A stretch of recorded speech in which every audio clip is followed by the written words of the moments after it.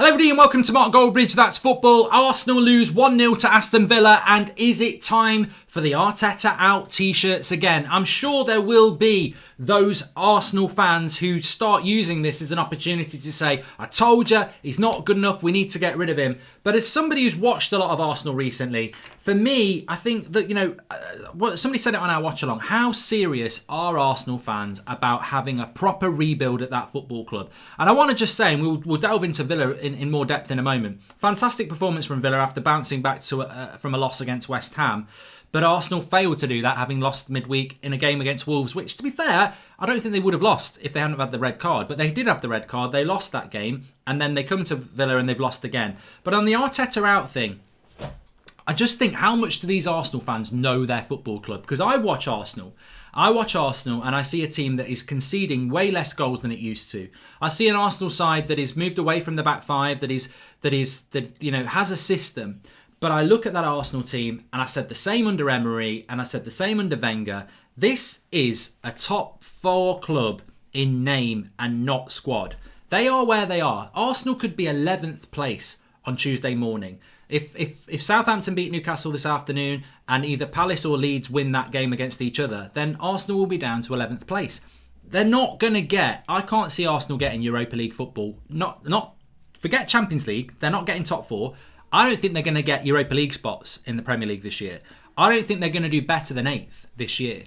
They're out of the FA Cup, so they've got to win the Europa League to get into the Champions League. They're not going to be in the Europa League next year because I don't see how they can qualify for it.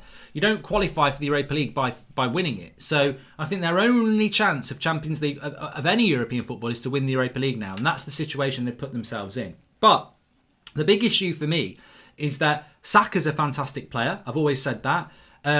Smith Rowe has definitely got talent, but you're watching them against Villa today, and Villa had numerous chances. They had the two best chances of the game. They scored one, and Traore tried a chip when he should have gone low, but they had a lot of half chances. Arsenal really didn't have that many chances in that game that they could even justifiably say we deserved a draw. Okay, Villa only scored one, and you could say, well, we only lost 1-0, but where's the creativity in that team? Willian, an expensive mistake. Pepe, an expensive mistake. Aubameyang's been out for a while. Lacazette, to me, Lacazette is a goal scorer, but he's no better. I've called him the French Charlie Austin for years because that's what I think he is. I think Charlie Austin, when he was in his prime, would probably do the same sort of job as what Lacazette does. Lacazette will score you goals every now and again, but he's not a top four player. Not for me. So Xhaka's the same. Their defence is the same. They're not good enough. They're just not good enough. That squad is not good enough. And then you become ultra reliant on teenagers like Xhaka, like other players that they've got, who should be coming into that team where senior pros are nurturing them, not the responsibility on them. So I can see what Arteta's doing, and I can see the fine margins, and I can see the improvement. But I think to say Arteta out would be ridiculous. But there will be Arsenal fans who do it because they'll be frustrated. They won't like what's happening to their football club. But I'll say what I said before Christmas. You need to get the word P. You need to get some patience into your brain because that club and that squad is miles off. It's miles off being a contender for top four. The consistency isn't there, but the quality isn't there. And without those things, you cannot get top four. Now, Arteta may not be the manager to do it.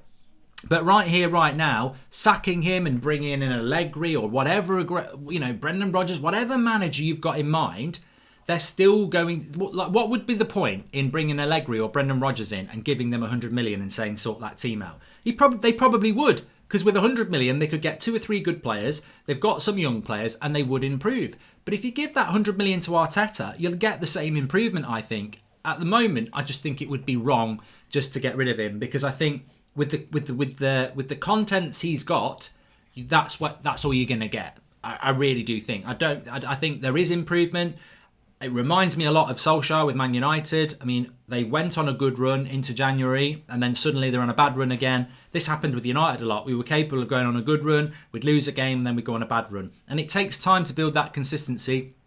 It takes time to remove players from the squad and bring the right players in, and I think that patience needs to be there. I think Arsenal will be patient. By the way, I think they'll give him till the end of the season, and then they need to give him players and let him start next season. But the noise, as we know, with some clubs, the noise can get quite loud from the fans, I don't think it serves a purpose for Arsenal, because I think if you get noisy about Arteta out and he did get the sack and you bring Allegri in or whatever, you'll be in the same position. At some point, they need to be patient with the manager, give them long enough and give them the backing. And then if they fail, then you can say, well, they've had more than enough chance. But I don't think you're at that point with Arteta yet. Moving on to Villa, they move up to 9th place. No, they don't. No, they don't. Villa go up to 8th place on 35 points.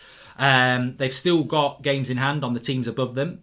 So they could get into the race for sort of 5th place again, Villa. But talking about transfers, talking about backing, what a summer they've had. Martinez, who they got from Arsenal, is a fantastic goalkeeper. Matty Cash, they brought in from the Championship. And Ollie Watkins, they've been brilliant. Ross Barkley on loan has given them more depth. They've done really well in the transfer window. And yeah, Jack Grealish is the star of that team. But they're not a one-man team anymore. They're doing fantastically well. Their manager has got them playing. I like the way that Villa are patient on the ball. They don't rush things. They're patient on the ball whilst being progressive, and they do create chances. And defensively, they were solid today as well. So they've got, like I said, they've got a brilliant goalkeeper between the sticks. They're overachieving compared to where they were last year. And there's a real platform for Villa, like West Ham, to build on this season. So a massive 3 points for Villa, especially after that loss to West Ham. Well done to them. I hope that they can continue to do what they're doing at Villa, because I thought that I did worry that COVID break might cause them a problem and the momentum, but actually it might give them a bit more energy, to be fair, like it has Man City. And they were worthy winners tonight. And look, this is what I would say about Villa and Arsenal. The reality is that Villa are a better team than Arsenal. Arsenal fans won't like that because Arsenal are a bigger club than Villa, but Villa are a better team. And West Ham are a better team. And Everton are a better team. You are where you are in the league after 22, 23 games. And Arsenal are a mid-table club. And I don't know whether people agree with me, I think Arsenal's chance of getting Europa League football through the Premier League positions is gone. I think their season, and the FA Cup, they're out. I think their season now is all about getting progression in the Europa League, and they're going to have to prioritise that, which means they're going to have to drop more points in the league, which means it will put more pressure on Arteta, because I don't think he can play Thursday, Sunday with that squad. It's not good enough. The weird thing is, if they hadn't had the send-off against Wolves, they got 3 points there, they would be on 34 points. If they'd won today, they'd be on 37 points, and 37 points puts you right behind West Ham. That's where Arteta thought he might be. They're not. The reality is hit again for Arsenal. Thanks for watching. Make sure you subscribe, smash a like on the video, and I'll speak to you all soon.